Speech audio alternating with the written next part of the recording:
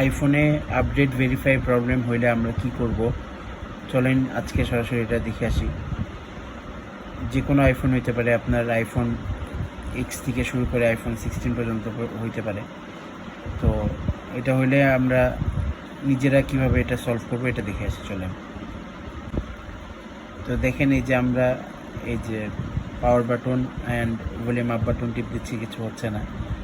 তো এখন আমরা একটা সহজ উপায় এটা আমরা ঠিক করার ট্রাই করব।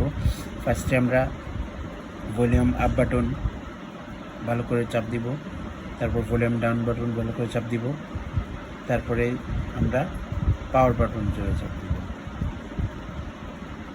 দেখতে পাচ্ছেন এভাবে অফ হয়ে যাবে, চাপ দিয়ে রাখলে অফ হওয়ার পরে এই যে অন হবে।